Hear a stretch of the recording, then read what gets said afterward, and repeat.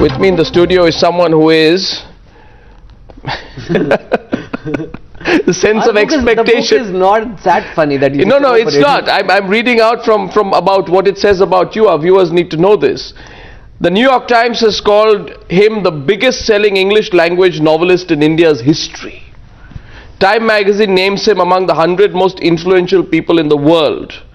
Fast Company USA cites you as one of the world's 100 most creative people in business. And yet you pitch me against BJP and Congress spokesperson.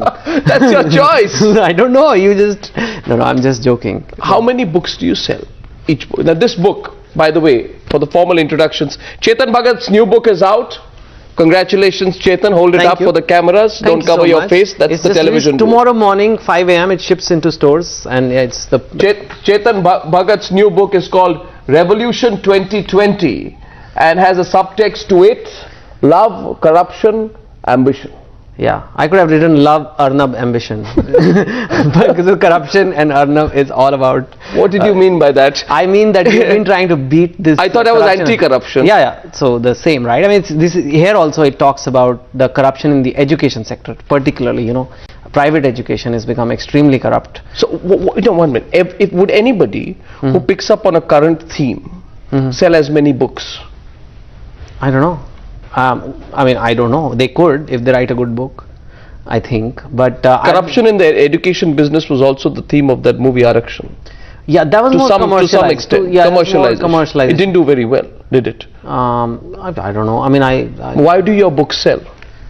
Well, I guess they sell because people like them. I think they like them because it's very simple. They're very accessible. I think some say they are funny.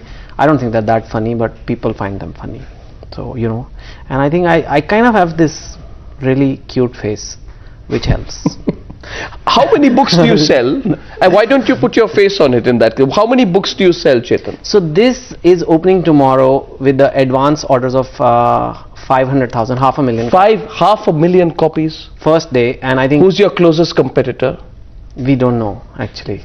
I mean, I don't know who. You sell the most as an author in India today? That's what I've been told. How many copies did your first book sell? So far, maybe like 1.25 million. No, when it first came out. I mean, they printed 2,000 books. So from getting a first print of 2,000 and now it's to 500,000. Yeah. How many do you expect to go to? This one we are expecting 2 million. 2 million copies. Those are just the original one. I hope people don't buy the pirated one for this. It's a story on corruption. So if you're reading the story of corruption on a pirated book, that won't be such a good idea. But yeah, that's 2 million books. That's the estimate we have. How do you handle your celeb status? Well, I don't know. How do you do it? I'm not a celeb. No. Question is this. You see, I mean, you've seen me, and I live around your house. You've seen me in the gym. I'm pretty normal. I think there is no celeb status really. I mean, No, the question is this: that in the good old days, there was Mr. Ruskin Bond. Yeah, there is Mr. Ruskin Bond who lives in the hills, away from interference. In the world of their own, writers were known to be recluse. Yes. They were known to be away from media attention. They wanted their own mental space. They want tweeting like Chetan Bhagat. They want taking part in TV shows like Chetan Bhagat. They want writing a column like Chetan Bhagat. Then they want turning out a book like, Yeah, has it become a more profane affair, a less sacred affair, writing, than what it used to be? I don't think it's like being isolated is more sacred and this is less sacred. Another thing, he writes wonderful children's stories, and he writes stories set in the hills, and I write books which touch current topics. I write things so that people read the book and maybe I can lobby a cause, whether it's education or whether it's corruption or whatever.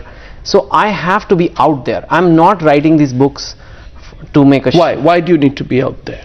You can distance yourself from the hustle bustle of daily life. You can produce epics. Epics. You think I can produce epics? No, I'm saying you can produce epics. No, I don't think I have the talent. I don't think I have the talent to produce epics. I do feel I write to have an impact. Many people write to be connoisseurs in writing and to kind of get appreciated and more finer and finer writing. That is not the purpose here. The purpose is to bring attention to a very urgent topic that maybe you guys... Did you want to bring attention when you fought with Amir Khan? I didn't fight with Amir Khan. I fought with the makers. You fought with Amir Khan. I fought with the makers of the film who made the biggest movie ever in Bollywood on my first book and refused to put my name in the story. What are you going to do in the future? I will be very careful. Which is your next film? It is going to be, I think, 2 states, I think, and 3 mistakes of my life. 2 books are being sold. So let's see. It's I will just, obviously they are you know, much better terms this time and everything. That was my first ever book sold. But you know, we learn, you know, slowly. Do you have a large female fan following? You mean large-sized females or large female fan following? How do people react to you? I mean, to your celeb status. I'm curious. There is a female fan following, but Yes. I'm more the thinking woman's lust object. Does a celeb persona help you develop your loyalty towards an author? What if you stop tweeting, for example? I mean, my last book also sold very well, and there was no Twitter at that time, really. I mean, you know, so I adopt whatever new things are coming. I don't think Twitter will, frankly, Twitter doesn't make that much difference for the sales. And frankly, Arnab, I do admit that I use unconventional way to promote books, but books don't have budgets to promote, like, let's say a big film like Aryavan has 35 crore budget to promote the movie. Yeah. We don't have it. And I want India to read books, and how else do I make them read books? I have to make an ass of myself and just be out there everywhere. Do you think sometimes, because you know, you express your point of view on a lot of things, do you think sometimes, you know, if I express my point of view on this, then somebody who may not like me and what I say on TV or what I write may not buy my next book? So you know, you're going to have to make a choice at one point of time how honest you can be on issues. It doesn't matter, Arnab. The books... Many people don't agree with what you said on Narayan Murthy. No, and even I don't agree with what I said on him in retrospect. I sometimes... Really? Well, sometimes I think that I was too strong in my words. I mean, I may have... Were you impulsive? I am very impulsive. I'm very impulsive, but I try to be careful, you know. But I do play on the front foot. You know, if I don't stick my neck out, I don't think I'm doing the writer's job. Mostly people like what I have to say. Every now and then I do get it wrong, and I'm a human being, man. I'm not some perfect person here, and I think then I just ask for forgiveness. Would you have still left your job? I think you were investment banker. Yes. You work with Deutsche Bank. Deutsche Bank. Goldman Sachs. Goldman Sachs. Would you have left your investment banking job if you had not known, or would you have gone back to your investment banking job had you not been making the money that you make today from your books? No, because honest money. answer. No, honest answer. Money is not so important to me anymore. I have seen how money is made in investment banking. I've seen people who make a lot of money. They may not be necessarily happier people. And my wife is still an investment banker. So, you know, if it really gets bad, we can always ask the wife for the ATM card, you know. I haven't yet.